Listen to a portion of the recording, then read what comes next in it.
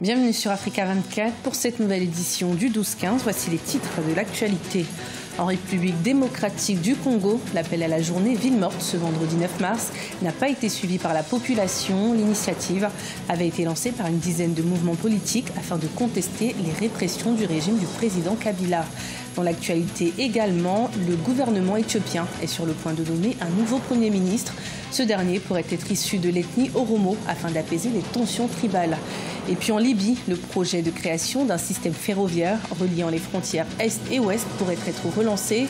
Ce dernier avait été abandonné au moment de la crise politique de 2011.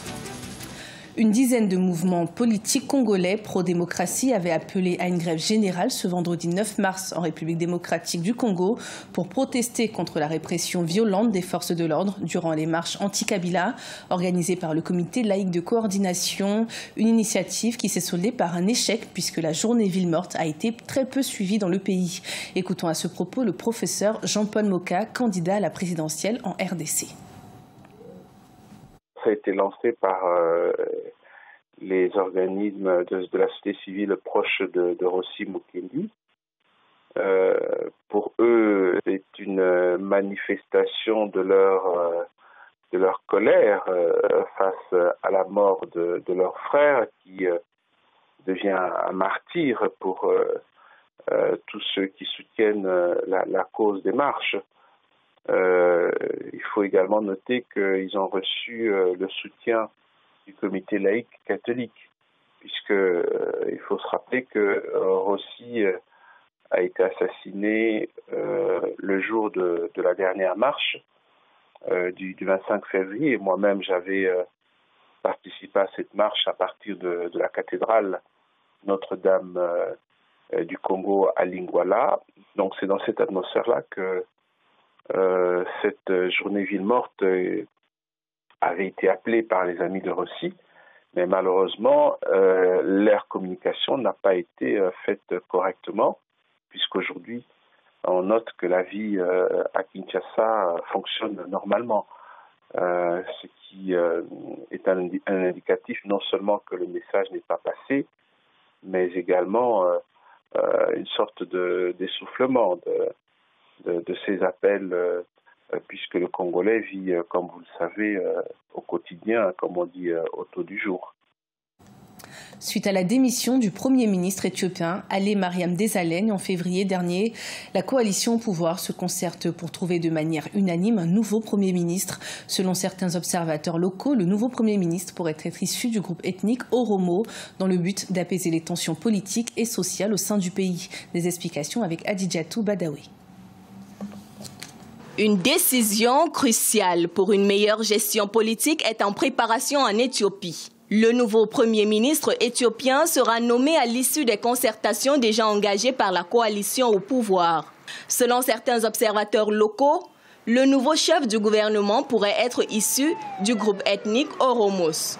Depuis plusieurs années, ce groupe ethnique revendique sa représentativité et son implication dans la gestion du pouvoir politique. Choisissant un Premier ministre d'un certain profil permet de répondre à un certain nombre de préoccupations qui émergeaient, notamment des questions de type d'exclusion régionaliste et autres, comme beaucoup de pays africains connaissent. Donc le modèle parlementaire que l'Éthiopie a permet la plupart du temps de régler ce type de situation par les arrangements. Suite au renversement du dirigeant militaire Mengistu Mariam en 1991, la coalition au pouvoir s'est vue dominée par le Front populaire de libération du Tigré. Pourtant, ce groupe ethnique représente 6% de la population contre 36% pour le groupe Oromos. Comme Abdul Mohamed, analyste politique et ancien conseiller du gouvernement éthiopien, certains analystes politiques estiment qu'il est nécessaire que le gouvernement apaise les mécontentements afin d'éviter d'autres manifestations susceptibles d'attiser les tensions ethniques. La désignation d'un Premier ministre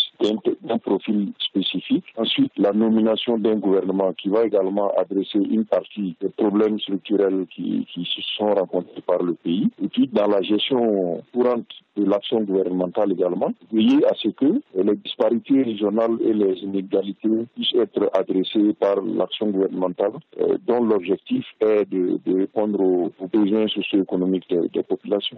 En Éthiopie, les discussions politiques reposent repose le plus souvent sur des questions d'identité ethnique. En 2015, les critiques d'un plan de développement du gouvernement pour la capitale d'Addis Abeba ont donné naissance à des manifestations antigouvernementales qui ont débouché sur des attaques contre des entreprises étrangères.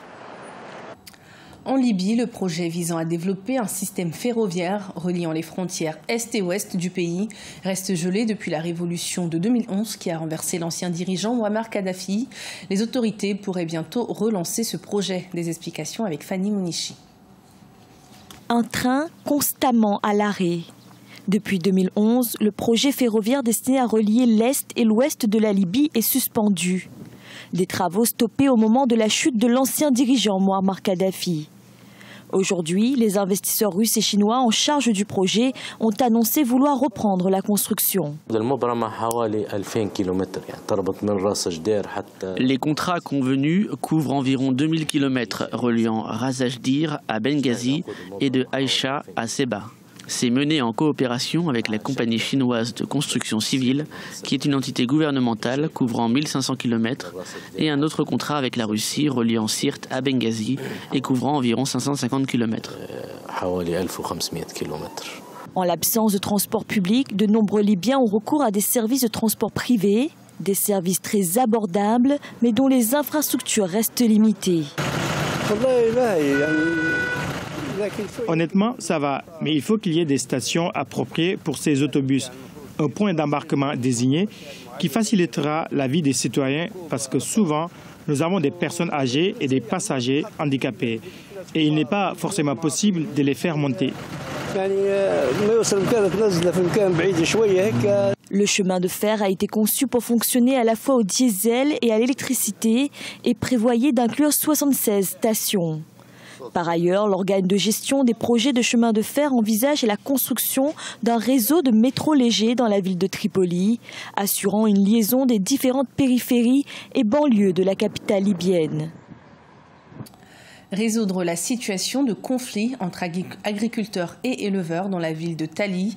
Tel était l'objectif de la mission des Nations Unies au Soudan du Sud, qui a réuni les deux groupes afin de trouver des issues de sortie de ces crises qui naissent durant la saison de migration du bétail.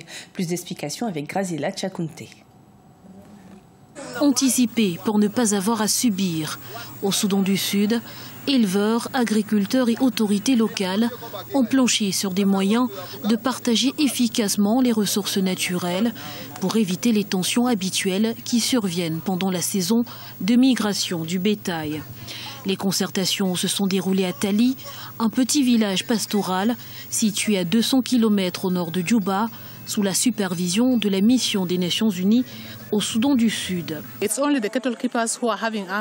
ne sont que les bergers qui ont des armes et qui font peur aux agriculteurs. Les agriculteurs sont les perdants parce qu'à chaque fois les bétails arrivent dans une zone, ils détruisent leurs récoltes et pour ne rien arranger, ces derniers sont sous la menace des bergers armés. Une situation qui ne devrait plus durer. L'accord de Tali prévoit en effet que des indemnités soient versées aux agriculteurs à chaque fois que le bétail détruit les récoltes et vice-versa à chaque fois que les agriculteurs tuent des bovins et mettent à mal le fruit de leur labeur. Parfois, lorsque nous arrivons dans la communauté d'accueil, nos vaches mangent les récoltes cultivées par des fermiers, ne sachant pas qu'elles sont destinées aux humains. Cela cause beaucoup de problèmes et nous sommes obligés de payer une forte amende, généralement une vache ou deux. À ces indemnisations s'ajoute désormais pour les bergers l'interdiction de porter des armes et l'obligation d'informer les autorités locales de leurs mouvements. Des conclusions soutenues par les Nations Unies et qui semblent satisfaire toutes les parties prenantes. Ce journal a été préparé par l'ensemble de la rédaction. Merci de nous avoir suivis. Retrouvez dans un instant une nouvelle édition de l'information sur Africa 24.